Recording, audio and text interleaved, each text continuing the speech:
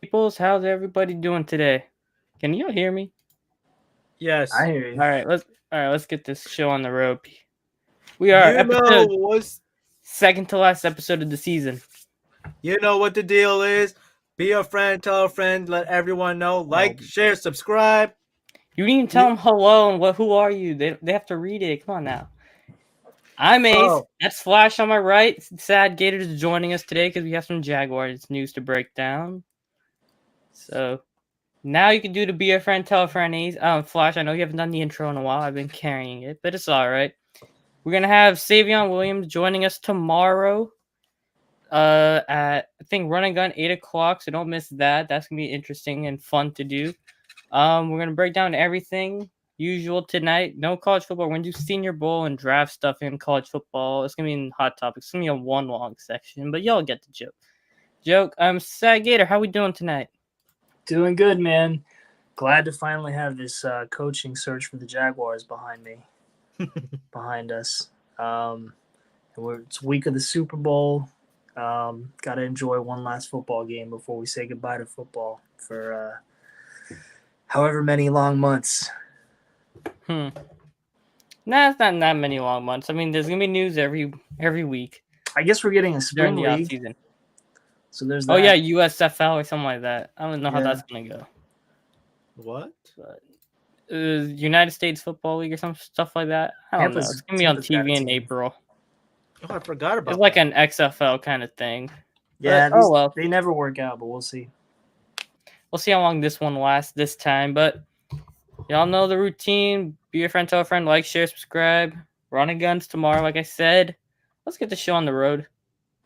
Hit it.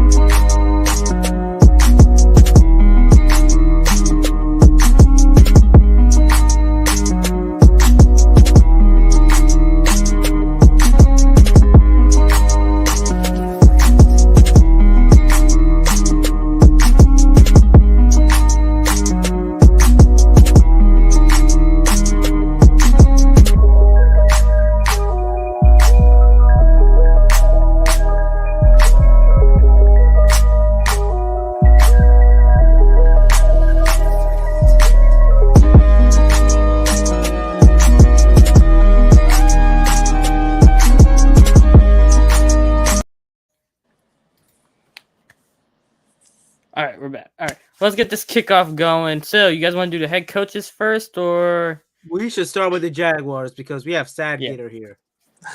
or no? We should have called him Sad Jaguar today. Sad Jaguar. I almost changed it to Happy Jaguar, but it's a little premature for that, so we'll see. Oh, Happy Jaguar. All right.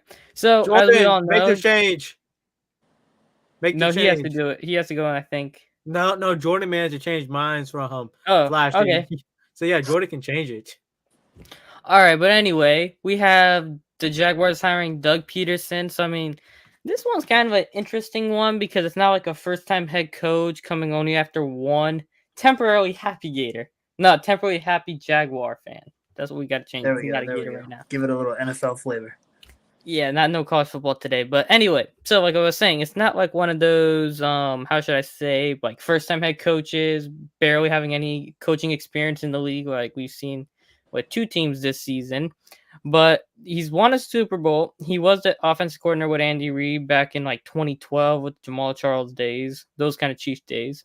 So I mean, it's gonna be interesting to see how he works out in Jacksonville. But after the Byron Leftwich fiasco, I mean, what you got about Doug Peterson and that whole situation with Byron? Well, I think we talked about it a little bit last time I was on the podcast. I mean, I like Byron Leftwich, but to me, I felt like that was a bad marriage. If I'm Byron Leftwich, I would not want my first head coaching gig to be probably the biggest mess of a franchise in the NFL. To me, it was smart to go after an experienced head coaching hire. I think Byron Leftwich could have done a good job, but I understand why they went with somebody that's been a head coach before. I'm excited about it. I'm happy about it. I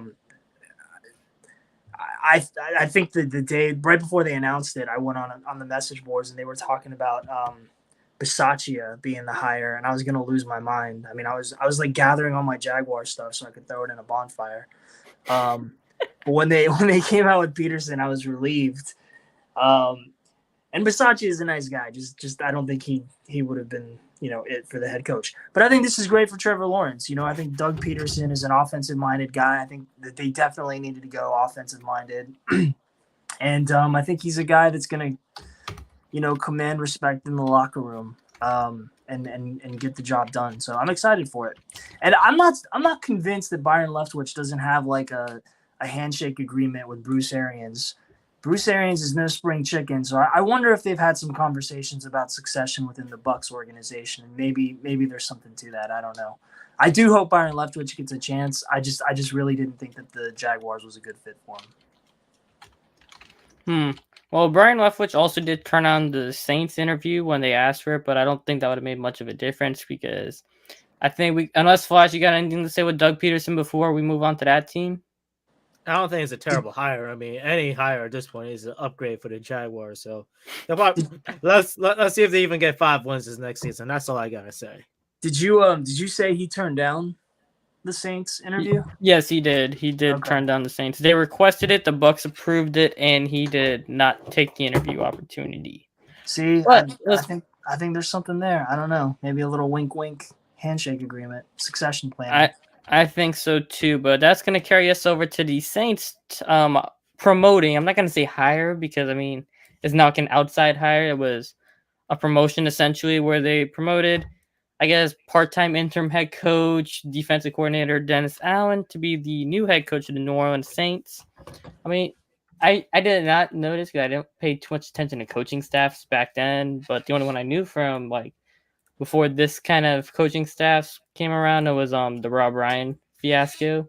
That was the only time I really paid attention to it. But Dennis Allen was originally one of the coaches that Sean Payton brought with him when he came to New Orleans, and he was the secondary coach when they won the Super Bowl. So he's been there for a while. So I think that was kind of like how you said wink wink thing. If Sean ever left, it would be him because I guess the organization was always high on him. And they said they were upset when he left to go to Denver to be the defensive coordinator before he went on to become the head coach in Oakland.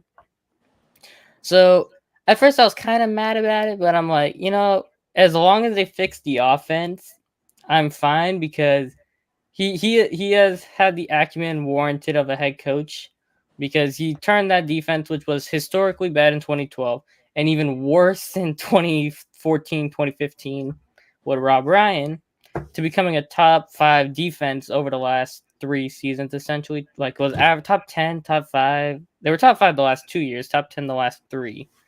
But as long as they get a good offensive coordinator, I think that's going to be a good hire for them because he has the current locker room support, and he knows how to fix the defense. So as long as they can get someone to fix the offense, which has enough question marks as it is, I think they'll work out fine. What do you guys think? I don't follow the Saints too closely, but I did read that they were going to be in salary cap hell, and then obviously they got to figure out what they're doing at the quarterback position. I don't know if Jameis is under contract or no, he is not. So that whole situation obviously needs to get resolved. I get the hire, right? It's succession. The players are familiar with him, and like you said, when you look at what he's done on the defensive side of the football, I think there's definitely reason to keep him there. It's just going to be weird because the Saints are going to have such a different identity going forward. You think of the Saints and Drew Brees and offense and Sean Payton, and now it's you guys are entering a new era. So remains to be seen, but I do think that the Saints are going to be looking a little bit different over the next few years for sure. I think as long as they figure out who to hire an offensive coordinator and get a quarterback. So who would you want as offensive coordinator? Who's your pick? Well, see, there's a little Tweety bird out there named Ian Rappaport, and somebody else said this, but they said the contract with Eric Bieniemy is up in Kansas City, and there's also another Tweety bird that said if he's gonna get a head coaching job, he's got to leave Andy Reid to get it because no one's gonna take him serious enough. It feels like. That to show that he's the actual one, like the brainchild of being like a good offensive mind, which is kind of crazy when you think about how everybody snatched up Matt Nagy. But whatever. But I mean, if he's available, and they did have an 8-hour interview with him, so I mean, if you don't want to waste that, go right ahead and go pick him up. I guess my concern, if I'm being me, is who's my quarterback? You know, because obviously that's the biggest piece for them to figure out. And I don't know what kind of. I mean, what are the rumors? What are they? Are they going to go after a veteran? Are they going to try to re-sign Jameis? What's the plan at quarterback?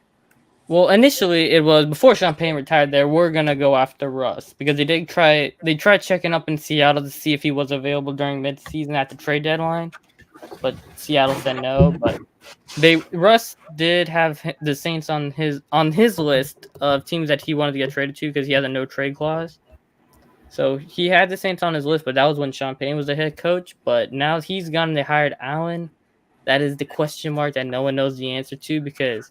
I mean, if it's Jimmy G, a lot of fans were like, yeah, let me go get my Who Day shirt and just go not deal with that nonsense because, I mean, Jimmy G ain't that great. But I'm fine with Jameis, but I don't know. It's not going to be Taysom Hill, which is thank the Lord, not going to be him because, I mean, all Champagne did for him, he could never go public and, like, thank him for retiring, like, thank for all the stuff he did in his career or whatever.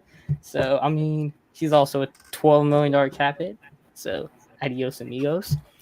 But do you I mean, why did Sean Payton leave? Do you think he's done coaching, or you think he'll be back? No, he'll be back in 2 to 3 years in Dallas. He's not coming back in New Orleans, but he ain't coming back. He will come back to coaching, I feel, unless he knocks it out of the park in like what's it called? Media, like you know what the booth? Yeah, broadcasting, yeah. Yeah, broadcasting. Yeah. That's the word. If he knocks it out in broadcasting, I don't think he comes back. But if he only does it for 1 year, he's like, eh. And then Jerry Jones comes in and gives him the bag, like literal bag, and he gives the Saints a bag worth of draft picks. Then I can see him in Dallas in the next 2 years, next year minimum. Not this next season, but next season. Gotcha. Wait, hey, well, let me see this. What? Dolphins? The coach claims he's biracial? Yes. He don't look biracial. His father's black, but I'm not gonna judge anybody. I'm just saying. I think Mike McDaniel is my second. I mean, obviously being a Jaguars fan, like I'm excited about the Peterson hire, but I'm excited for the McDaniel hire in Miami. He just seems like a cool guy. I don't know. Maybe it's because I see a little bit of myself in him. Us nerdy dudes with glasses. But I hope the best for him. I think it's a huge risk. A huge risk. But I'm hoping it works out. I really am. Yeah, first time off was a one-time offensive coordinator. No, he never called the plays in San Francisco, but he didn't call plays. He did not call plays. Shanahan is the one who did. But, I mean, that's what everybody's going after. Same thing in Minnesota. They hiring Kevin O'Connell. Didn't call the plays in Los Angeles, and he was only the offensive coordinator for one season. But, I mean, that's the two that I was talking about where they really don't have a resume, so to speak. But these teams are banking on them to become a next, like, Zach Taylor or Sean McVay. But, I mean, both of those guys had some experience. But, I mean, well, not Zach Taylor. He really didn't have too much. But we've seen how he's worked being in the Super Bowl this weekend. But I've watched some Mike McDaniel press conferences, and he's definitely a different brand of head coach. I don't know. We'll see. But I'm rooting for the guy because he, like I said, he seems like an all right guy. I feel like it's just you and me running the show. Flash is just like in his own little world. I'm trying not to hear you guys complain that I'm interfering. So, I mean, you could chime in. Because I hear you whine too much about that. Oh Lord. Exactly. All right, so what we were on? Yeah, we're talking about Mike McDaniels. I think they're kind of all in on Tua. I mean, we're gonna talk about Kyler later on, and JP's mentioned in the group chat that he could see a Kyler for Tua swap, and I'm like, after seeing what happened with Brian Flores getting like the only reason why he's that's not gone happening. can I finish now? You don't say anything until when I'm talking. All right, so I was saying, so Flores, the reason Flores left, well, part of it was because he didn't want Tua and he wanted Deshaun Watson, and apparently ownership wanted to believe in Tua. So with the hiring of McDaniels, you kind of feel like they're going all in and trying to give Tua the best shot he can to see if he was pre-injury Alabama comeback kid. Well, they released a video today of McDaniel's the Dolphins did, of his first call with Tua. It would be very awkward for them if they were not going all in with Tua after releasing that video. So I absolutely, I think Tua's their guy for better or for worse. All right, Flash, what do you guys say about Tua and Murray thing? What you were saying? Just roll with them, all right? I mean, there's no like outstanding quarterbacks that you want to roll with after Tua this draft anyway, so you gotta go with Tua. What's going on with the Vikings? Yeah, so they're hiring the Rams offensive coordinator Kevin O'Connell, but they won't hire him until Monday after the Super Bowl because I guess you can't hire them before while they're still like their team is still active, I guess. But anywho, yeah, so they had a 9-hour interview with Jim Harbaugh before he decided to go back to Ann Arbor, which is a whole weird situation right there with him and the Vikings and Michigan. But because it was first reported that he was going to Minnesota, and then they said he's not going to Minnesota and he's staying in Ann Arbor, and then he's not interested in the NFL ever again. This whole thing was weird with that, but then I guess they were always fixated on Kevin O'Connell because I guess they want that offensive mind to go with Dalvin Cook, Justin Jefferson, and a firm believer of Kirk Cousins because, I mean, they are paying him like $35 million in guaranteed money this season. So I guess they kind of stuck with that. But, I mean, it's kind of weird what's going on in Minnesota after getting rid of Mike Zimmer this season. Yeah, I mean, I think I was reading that O'Connell was high on Cousins, and so maybe that's what the Vikings brass liked. It's another risky hire, but I'm not a fan of it. Yeah, I think it's too risky. But everybody's trying to find the next Sean McVay. I mean, I don't know. Hiring an offensive coordinator that's been successful and with a highly productive offense, I get, but when they're not the play caller, I would have reservations. Must be another excuse not to hire Brian Flores excuse that he could probably add to his lawsuit. Because I don't think this guy's nowhere near as qualified as Brian Flores, but that's all I gotta say. I'm doing a whole research paper on that whole situation with these coaches situation, but we'll get into that later.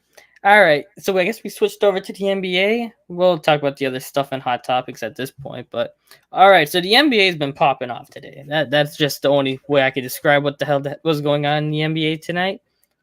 But who won the McCollum trade? New Orleans flat out. I don't know what the hell Portland's doing. I don't know why they refuse to blow it up because Dame has this fixation that he wants to do what Giannis did in Milwaukee, except the problem is Dame's over 30, and his team essentially just blew up half, like its entire roster essentially, and they only left him with Nurkic and Anthony Simons, and he himself is hurt, so they're planning for next season, and you don't know what's gonna happen. So I gotta go with New Orleans, who got McCollum, Larry Nance, and Tony Snell, and they only gave up essentially Nickeil Alexander, Walker, and Josh Hart, who are the only two pieces who are actually major in the rotation. Well, I'm going to say this about the Blazers right now. I think the Blazers are just trying to grab assets and stuff that they could use to flip over for some other guys.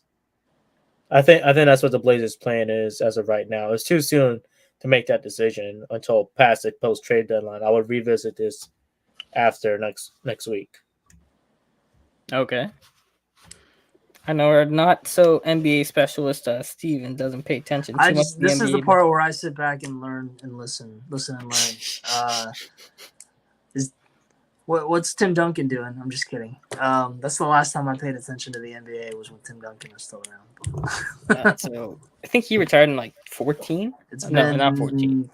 or 15, 14 or 15 or 15, right 16. after they I were. don't remember. Yeah.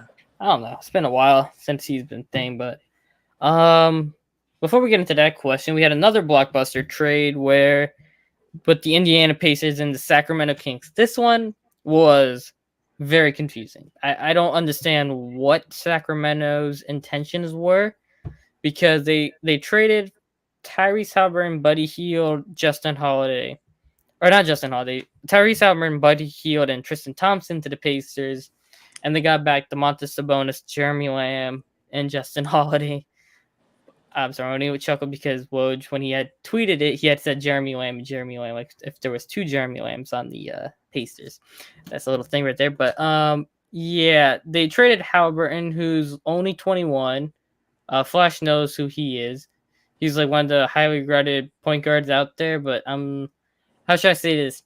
They chose to trade him over De'Aaron Fox when many people around the league believed it was going to be Fox who was going to get moved because of him being older and not as good as a three-point shooter. He's only shooting 24% from three this season.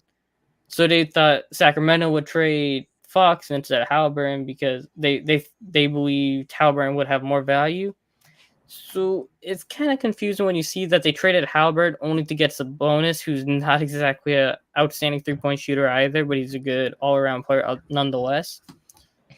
So the whole trade itself doesn't make too much sense, but I mean, what you guys think about it besides that part where Indiana essentially flees Sacramento? I guess what was like the overarching objective of the trade? Because last I paid attention, Indiana's not very competitive.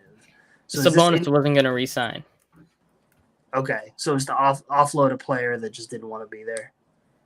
Well, he is an all-star, but it's not like he didn't want to be there. It was more of a beef between him and Miles Turner because they couldn't exactly fit both of them on the court at the same time, being both bigs. Well, with Sabonis gone, it increases the chances that what this question right down here actually is. We were talking earlier on the show a couple weeks ago about Miles Turner potentially getting traded, but now that Sabonis is the one being traded, it's very unlikely that Indiana trades Turner also because they're gonna have Brogdon and Halliburton to run the guards, and the front court just opened wide up for Turner just to run the show. I mean, Flash knows what's going on with that. I have no clue what's going on with this at this point, dude. like with this trade and stuff, I don't know. I guess it's just to offload Sabonis, but there's no way Sabonis is going to sign Sacramento. There's just no way. I don't see it either. So why the Sacramento trade for him? They have no convincing of having Sabonis to stay unless like they get like an actual coach or something. I mean, I don't know if they could trade Sabonis somewhere else, like make it a 3-team maybe and swap Sabonis somewhere else. I guess maybe. That whole thing doesn't make any sense. But yeah, going to that question. So who do you guys think is gonna get traded? My money's probably gonna be on PJ Washington and Mo Bamba, but those two are gonna definitely get traded. But I mean, Flash, do you really want Russ to get traded and why? Honestly, I'm sick of LA fans. I mean, I would not even blame him for if he wants to get traded at this point. Those LA fans, it's just not a good vibe for a player like Russell Westbrook, especially like they constantly hate him left and right. Like the guy could play good for like 5-10 games straight, and then the Lakers fans would go back to booing him when he has an off night. So it's just a terrible vibe, and Frank Vogel is not doing anything to help out Westbrook at all. So where would you see him get traded? I don't even know if he's going to get traded. That's the thing. But where would you want him is what I'm trying to say. I mean, he might not get traded, but who do you think could use him and take the contract? Philadelphia. They already have Ben Simmons. It's an easy way to get rid of him, but they just want to play hard with that. Now with James Harden out there, I don't think that's going to be happening. So, oh yeah. Speaking of that game, nice. The Nets. The Nets, like I don't want to say like they said somewhere that they intentionally held Harden out of the game tonight, but then Steve Nash came and said he doesn't expect any trades to happen with the current roster. So you're kind of like, if they held out Harden, he's getting traded. Just don't even fall for that. That's what I'm saying. I think Harden probably is going to get traded because I don't think he's re-signing there. He's going to be a free agent this off season. I don't think he stays in Brooklyn because the way Kyrie handled his whole situation, I think that partially rubbed Harden the wrong way. Yeah, So kind of, Kyrie made Brooklyn about it's a me situation. That's what happened. you And think? Harden Kyrie's and, always Har- been me. and Harden was just not having it, plain and simple. So Yep. so yeah, back with Westbrook, I just do not know. I mean, maybe the Knicks, but I don't even think. I mean, I guess he could do well in the Thibodeau system because he'll be a starter and he'll be just be playing all his minutes. But it all depends if Thibodeau likes him or not. That's another thing. I mean, yeah, they could probably they could probably run the old schemes at what he did with Derrick Rose, but I just don't know, man. I just do not know if Thibodeau likes him. So yeah, so I'm gonna add on to what you're saying there with Thibodeau because we were talking about this. I don't know, JP's. If you want to chime in the comments section, as we was talking about how when the Knicks traded for Cam Reddish, right, and then he got a bunch of DMPs. Yeah, this man hasn't been playing at all. And then Thibodeau, it came out that he didn't even want them to trade for Reddish to begin with, that is like a miscommunication of management. I don't know. You give up. Well, you weren't playing Knox to begin with, but then you also gave up a first round pick on top of that for a guy in Cam Reddish who's really talented, but you don't play him. The Hawks won the Kevin Knox trade. Oh, you think? I don't know if it's not the Cam Reddish trade. It is the Kevin Knox trade. I'm gonna see what Kevin Knox been doing in Atlanta while you talk about that trade. I don't even know. Yeah, so yeah, he hasn't even played since January 28th. Oh, Knox? Yeah, that was 2 minutes. Oh, yikes. Played 4 minutes January 26th, and then 11 minutes January 23rd, 15 in January 21st. What the hell is wrong with Kevin Knox? I don't know why he's not even playing. Is he just that bad? Probably. This trade happened 3 weeks ago, and let's see what Cam Reddish. When's the last time Cam Reddish played? That trade just ended so bad. They were talking 3 weeks ago that he would be a legit star. Oh, he played yesterday, 15 minutes, but then he also had 2, 3, 4, 5, 6 DMPs over the last 10 games. Jordan, I don't think Kevin Knox in Miami would work. I think at this point, if you want to see Knox, he needs to go Orlando Magic. That's the only team I could see him getting minutes on at this rate, and a team that's willing to probably invest in him also. I mean, he got paid. That's why. No, he didn't get paid. Cam Reddish got paid, I think, but Knox never got paid. Him in his Fortnite jacket at the draft. Anywho, so let's talk some All-Star stuff. So we knew Durant and Draymond Green weren't going to be playing in it, but they came out that LaMelo Ball and DeJounte Murray are going to be replacing those two guys in the All-Star. How did Draymond even make the All-Star game in the first place? He was very quiet. Andrew Wiggins made it as a starter, and Brandon Ingram is just doing crazy stuff in New Orleans, literally carrying them to dubs, and he didn't get into the All-Star game. So I have no idea. Andrew Wiggins averaged 18 points and got into the All-Star game. Draymond's averaging under 10, but he plays great defense. I don't know. Warriors fans just vote anybody in at this point. You would swear. I think the Warriors media also has a massive impact too in what's going on. Unfortunately. Yeah, you think? But yeah, so we have DeJounte Murray's gonna be a first-time All-Star. Did LaMelo make it last year? Or is he also a first-time All-Star? I don't think he made it last year. No, it's a first-year All-Star. So first-time All-Stars for both of them. Jason Tatum is gonna be replacing Durant as a starter. He was initially a reserve, but yeah. So there's that, and then they're gonna have a new skills challenge on All-Star Weekend, where they're gonna have 3v3 teams.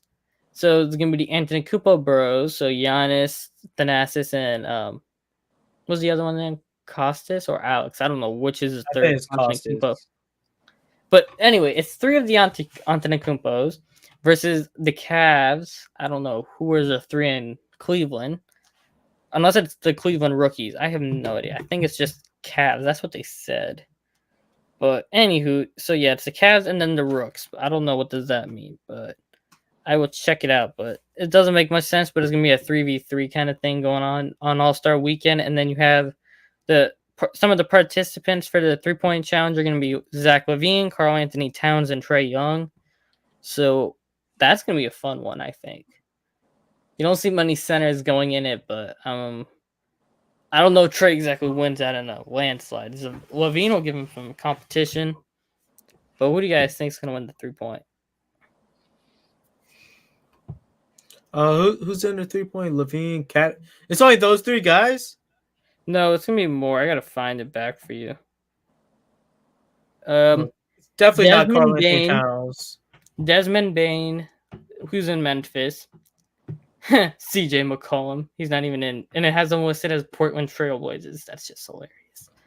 Fred VanVleet, Trae Young, Patty Mills, Luke Kennard, Zach LaVine, and Karl Anthony Towns. It could be LaVine. It could be say the last few you mentioned again. It could be CJ. It could be Kennard. VanVleet, Patty Mills, Trae Young. Yeah, VanVleet, I think we'll give him a good shot. I think LaVine, VanVleet, Steven's and CJ. just confused out there. I'm gonna go with Patty Mills because it's the only name I recognize. Are you a diehard San Antonio fan? Yeah, I used to be. All right. I'm definitely thinking it might be McCollum or Luke Kennard or. Okay. Or, this is so wrong. This is shameful, NBA. This is so wrong. Okay, so the 3v3 challenge, it's Alex Antetokounmpo, who's a G League player for the Raptors. Well, I assume it is because it says Raptors 905. Giannis Antetokounmpo and Thanasis Antetokounmpo. And then you have Jarrett Allen, Darius Garland, and Evan Mobley. And then Scotty Barnes, Cade Cunningham, and Josh Giddey, and not Franz Wagner, who scored the most points out of all of them and has like the second most assists out of all of them. But, it's just typical bullshit going on over there. But we won't get into that too much. I'm just telling you what the 3 teams are and what the rules are kind of weird. But anywho. Yeah, so in the dunk contest, Jalen Green, Cole Anthony are the top 2 guys in it. Then you have Juwan Toscano Anderson. Don't know who the hell that is. Obi Toppin. Yeah, and then Jalen Green and Cole Anthony. And we talked about this last week with Flash. Didn't you say they should redo the scoring? No, I think they should just redo the format. Like probably have like how they have like the North Division. No, for the dunk contest, not for the game itself. No. I don't think they should redo the scoring. I think they should just tell the judge how the judge better judging. That's right. It's better judging instead of handing out 10s for dunks that don't deserve 10s. Yeah, we all know the it's Aaron like literally Taco Fall thing. Like literally like the dunk Derrick Jones Jr. versus Aaron Gordon. Aaron Gordon was a straight 10, while Derrick Jones Jr. was probably like, I mean, it should have had a 9 somewhere in there, or yeah, he kind of did a not even a free throw line dunk, but it's whatever. He didn't do anything fancy. Just that's what I'm saying. They were just giving 10s for no reason. So unfortunately, I mean, that's how Aaron Gordon got snubbed, and that's how dunk contest period has been ruined. So it needs better judges and have people like judged on like actual like if they were wild or not like giving out brownie points like how they were with like women dunkers in a dunk contest versus men. Unfortunately. Okay, so we're into hot topics now. Show's going by pretty fast. Not much to talk about, I guess, but we didn't talk about one head coaching hire, which is hiring of Lovie Smith and that whole how do you say this nicely? Brian Flores talk. Yeah, the sketchy hiring of Lovie Smith. Before we answer that question, what do you guys think? I mean, they're grooming him for him to get fired by and get replaced by Josh McCown. Yeah, it's essentially that. I think that's what's going to happen, unfortunately. Yeah, they were saying how McCown and Lovie have been tight since Chicago days. That's why there's not going to be too much of an issue there. Because even if Josh McCown got to be the head coach, they were going to have Lovie Smith still be on the staff, but whatever.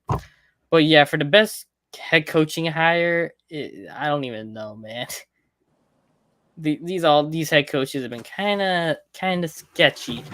to say the least. Look. Even Brian Flores' attorney said that, like, while it was great for them to hire a African American coach, they only hired an African American coach just to avoid scrutiny from everyone. Yep. Just so they say, oh, they have diversity in coaching in the NFL. Unfortunately, that's how it is, and that's what it was. What was the reason for moving on from Cully? They didn't give her. I don't think they ever gave her a reason, did they? Was there like anything reported on that? Because I mean I didn't watch a lot of the Texans, but they were the first team that the Jaguars played, and of course the Jaguars were awful last year.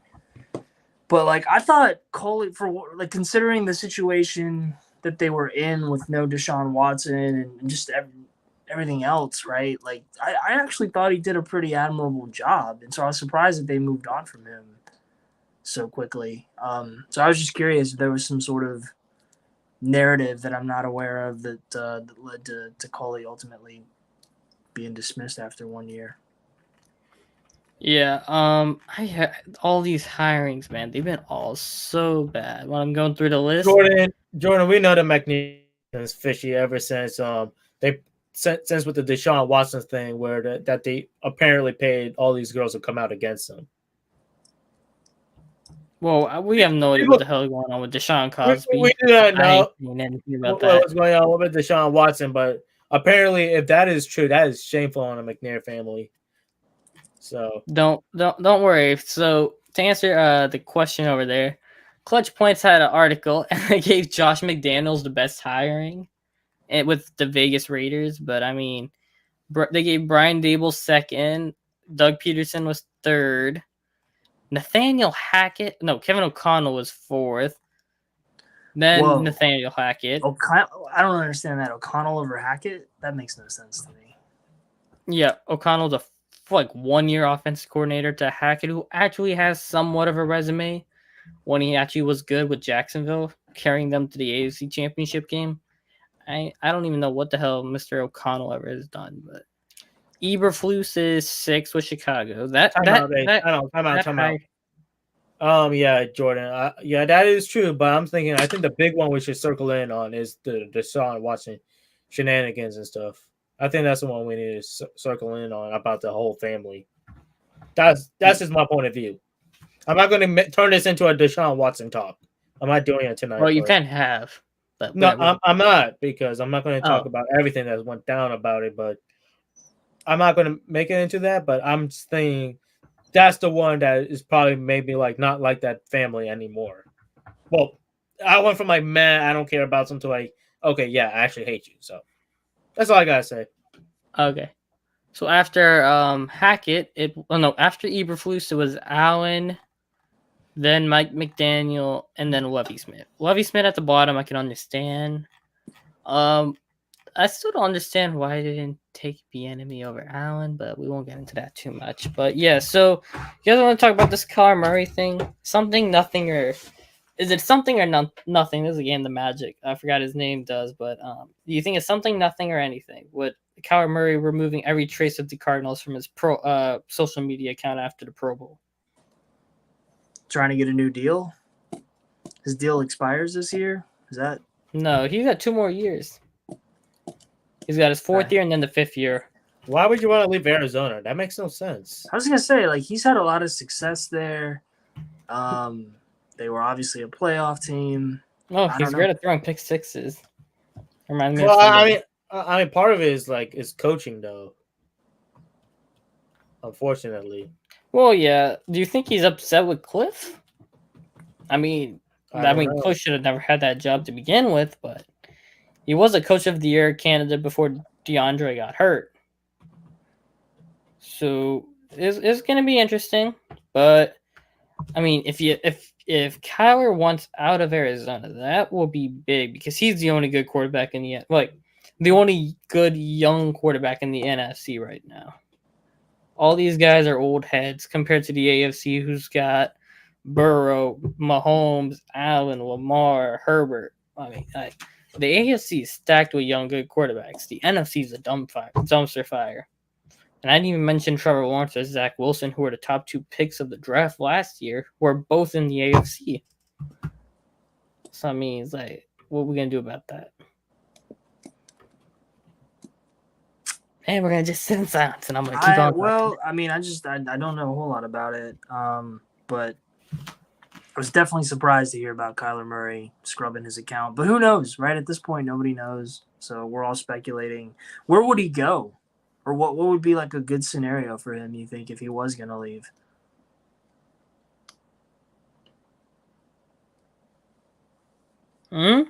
Sorry, if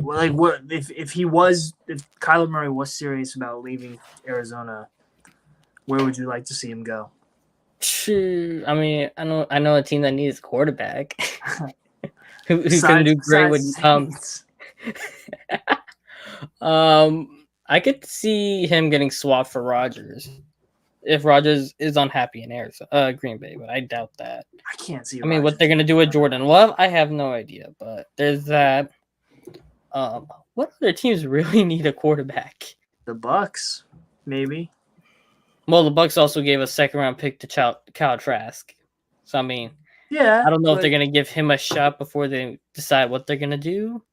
The Bucks have a small window though because of the age of some of the key pieces of their roster. So depends on how ready they think Trask is.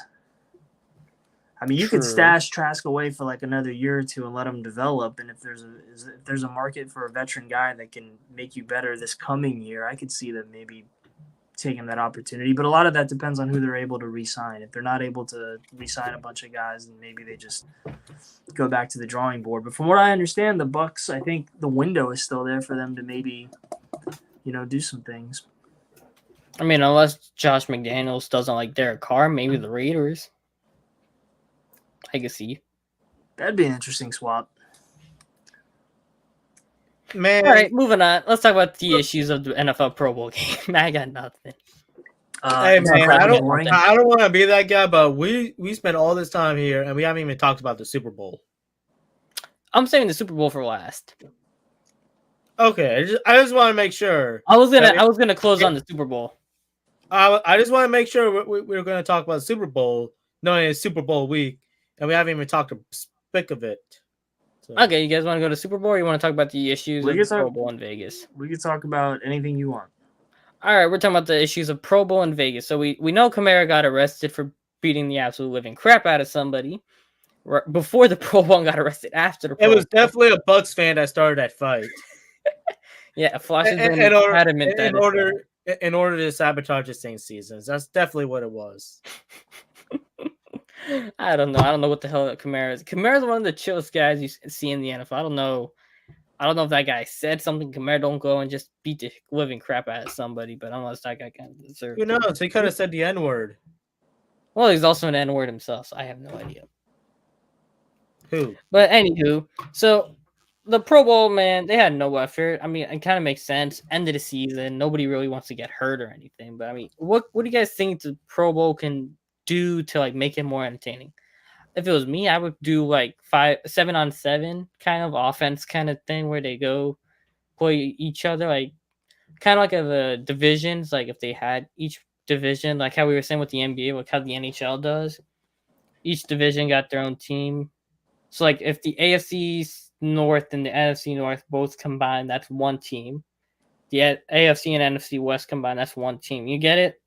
And they have the 4 teams that play each other and they see who wins 7v7s. I think that'd be more kind of thing, and then they have more like rewards at the end for them to try to win. I think that'd be more potential fix. Oh my god, he changed it. He really changed it. USFTC National Alumni President Flash. Oh boy, Flash kind of down. I think they should do like what NBA does and actually like force the guys to play defense rather like okay, you know what, first team to go up to 21 or first team.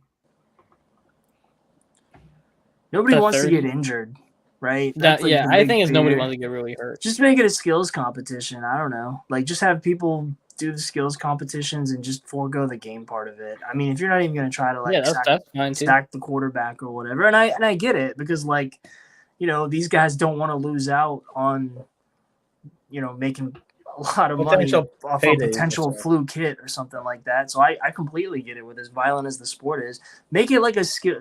Really come up with some good skills competitions and just do that and make it a weekend for them to interact with fans and do skills competitions and do away with the game itself.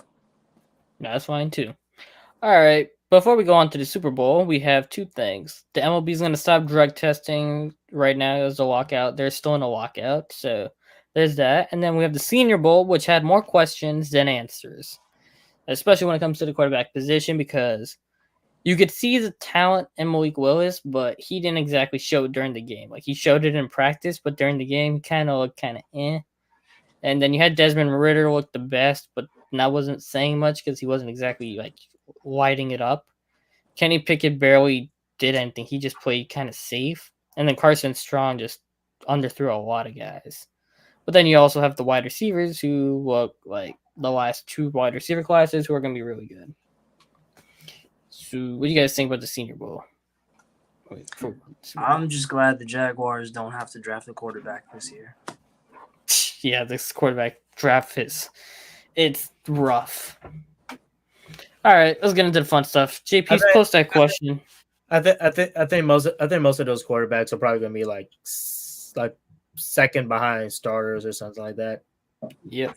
Who wins Jamar Chase versus Jalen Ramsey matchup? If it's 1-on-1, I'm taking Jamar Chase by a mile. I mean, Jalen Ramsey is a very dominant DB and stuff, but I mean, it's the first time Jamar goes up against Jalen. I think it just all depends on whoever has the better headspace at first throughout the game. So, I mean, Jamar Chase doesn't seem like he doesn't have a lot get to his head. So, I think Jamar Chase does have that potential to take on Jalen without issue. And he has the athleticism for it too. You know what's the best part too? Even if Jalen covers up Jamar, they got T. Higgins just on the other side to feast. That's the fun part about the Bengals. Well, here's the thing. I mean, the Bengals need to be more worried about is that Rams D line and linebackers. Yeah, just throw a bunch of short passes. They can't get to you if they can't get you in time. I think that's what the Bengals may end up doing. Like they'll be playing like how the Titans, but they got. No, I mean how they played against the Chiefs. More the Titans because the Titans were getting to Burrow more than the Chiefs.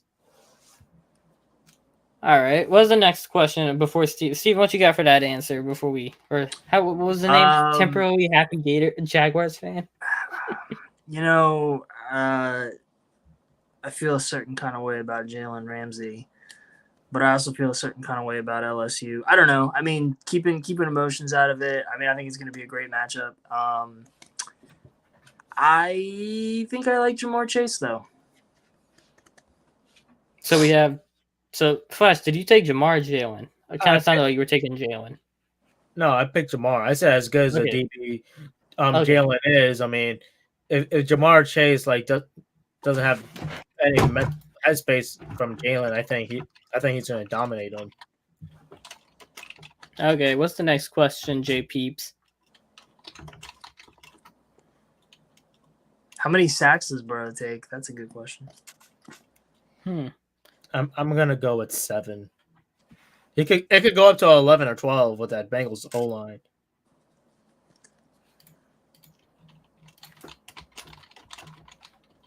Oh yeah, he asked this question last week for me. What is y'all's two for this one? We did this on Run and Gun last week. What do you guys got? Favorite all-time Super Bowl commercial? Yeah. Oh, that's tough. Honestly, it's like I pay such little attention to it that I forget about them soon after. I mean, the one that has the most staying power with me, and I'm not even sure it was a Super Bowl commercial, was the Polar Bears and Coca-Cola. And I don't even know if that was during the Super Bowl. They had a few of them during the Super Bowl. The frogs. The frog Budweiser one. That's like an all-time classic. I don't even think you were born yet. Budweisers and Doritos usually dominate those Super Bowl ads. I said Doritos. Budweiser. All right. So here it is. So before we finish answering that question, the one I remember the most is when they drove a truck over a human bridge where all the humans just hold on to each other, and they drove a truck over that and it hold up. Just with some Budweiser. All right. So for the prop bets, we have the over-under for Jamar Chase is 78 and a I half aged receiving yards. My bad, sorry. Oh, I didn't see that. All right, so the prop bets for Jamar Chase is that it's going to be 78 and a half receiving yards. What do y'all think? He's going to hit the over, right? It depends on if Joe Burrow can get the ball off, but I think it's doable. Yeah, I mean they'll find a way. I don't know, man. Bengals just seem like a team of destiny to me. I think the Bengals will win. But before we get into predictions, I think I had something else we were going to ask, right? So the key matchups. No. We already I talked got a about- question for you. How many times Eli Apple's going to get burned?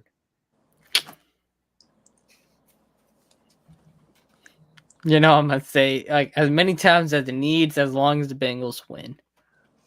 He can get burnt 10 times as long as the Bengals win. I'm happy. Just let him get burnt at least once, so we could roast him on Twitter. That's all that matters. So we've talked about Aaron Donald versus the Bengals offensive line. We talked about Jamar versus Ramsey. Let's talk about that Eli Apple versus Cooper Kupp. How bad do you think Cooper Kupp's gonna toast him? Or Odell? I think he'll get Odell, not Cooper Kupp. Ouzier probably is gonna get Kupp. He's still gonna get a lot of pass interference called against him, but I do think what's his last Bell is gonna do a lot better. Von Bell's a safety. Yeah, that's what I'm He saying. will get killed. He will get killed. Von Bell? Yeah, if he plays against Cooper Kupp, he's gonna get toasted. He's a safety dude. He doesn't play coverage.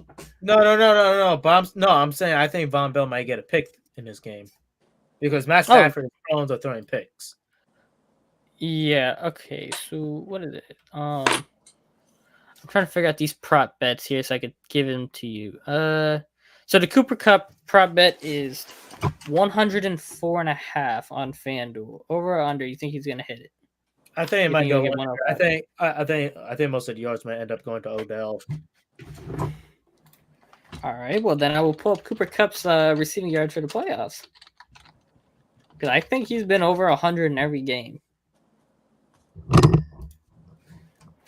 Okay, let's see. So let's see. San Francisco, he had 142. Tampa, he had 183. And against Arizona, he had 61. So Arizona's the only game he did not go over 100 in the last three playoffs. The last three games, he's only gone under 100 once. He killed Tampa. Holy crap. Shout out to he got that one. Todd Bowles. Yeah. Shout out to Todd If the Rams win, it'll be at Eli Apple's expense. Yep. All right. So you guys said Cooper Kupp's going to go under? I feel like 105, essentially. It's possible. Odell's 60.5. I think he's going to hit the over. Odell's going over. T. Higgins is 69.5. I think I would over. I would probably bet Jamar Odell to be over.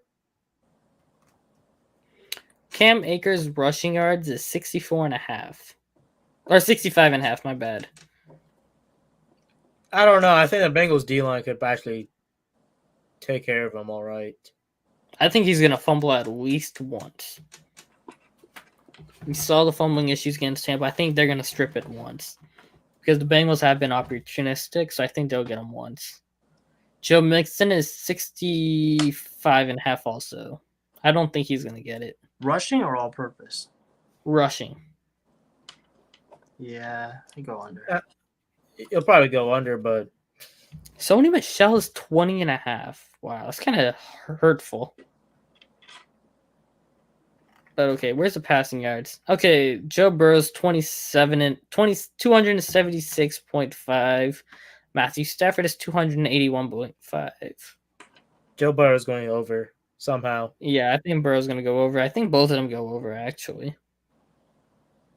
And where's the game itself? I think the Rams are favored in this game, so I'm taking the Bengals anyway. I think Bengals win it by over 4.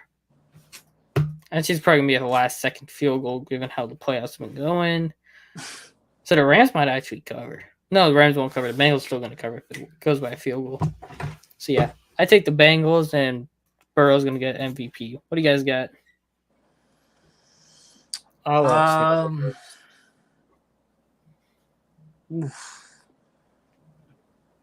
I'm gonna go with Rams, and I'm gonna say Stafford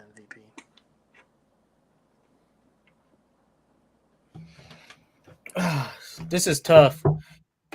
If I'm picking Joe Burrow to somehow escape the Rams D line and Von Miller, yes, I am. Bengals, Joe Burrow MVP. I think he might find a way to shake away from Aaron Donald. Actually, I mean, now I'm thinking about it, I might take Jamar Chase just for the hell of it. I mean, he cooked AJ Terrell in the playoff game. I think he might do it again. He will do Jalen the same way. I don't think Jamar Chase. Jalen is susceptible to getting beat deep. We saw it against Mike Evans. And Jamar is way faster. Well, I know that, but I'm saying that I don't think Jamar Chase is going to be a Super Bowl MVP when he's. Oh, yeah. They don't give it to wide receivers often. Well, Julian Edelman was an exception, but there was also only 10 points scored in that game. Or 13 total points scored in that game. But, I mean, this is going to be interesting because we saw how Sean McVay did last time, but that was against Bill Belichick. So. This is going to be a high-scoring affair, for sure. Oh, yeah, it's all about the money for the NFL. We all know that. This is a high-scoring affair. I don't think the NFL does not want another low-scoring affair between two teams. With Sean McVay? Yeah. Oh, yeah, it'll kill the narrative of the head coaching hires for them. Of course.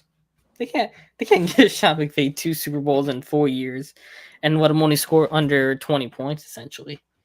Actually, under 10, because he only scored 3 points in the Super Bowl last time. But anyway, that is going to wrap us up for the second to last episode of the season for Last Give. Don't forget that... Oh, wait, we got this.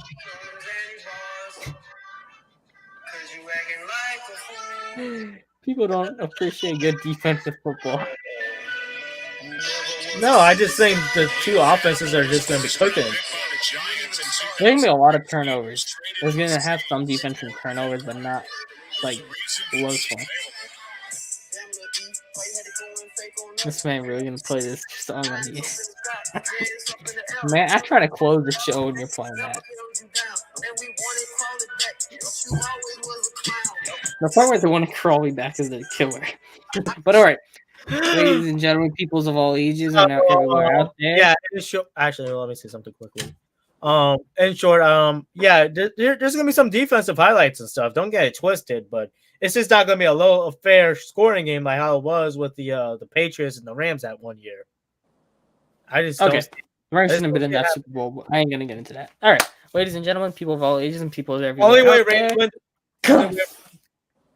Only way Rams win this game is if the refs bail them off, because that D-line is susceptible to penalties. So that's all I gotta say. Thanks for coming out, y'all. Y'all have a good one. As I said, be a friend, tell a friend. So can I go back and finish? Subscribe, and that's it. Wow. Okay. Be a friend, tell a friend. Don't forget, Savion Williams joining the show tomorrow. This man here did not know to shut up, but we won't get into that when he needs to. He didn't want to talk the whole show, and then he didn't want to shut up. That's how he works. But yeah, Savion's joining the show tomorrow, 8 o'clock. FAMU guys going to play in the HBCU Legacy Bowl this month. That should be fun to watch. Talk about the draft stuff, how he's in prep, that good stuff. Yeah, be a friend, tell a friend, like, share, subscribe. Next week is season finale of Last Give. We'll be back sometime in March probably, but don't forget, Run Again's still gonna be back Wednesdays. Thank you, temporarily happy Jaguar fan. Sorry, I'm used to the sad Gator, but thanks for joining. Don't forget to not right away.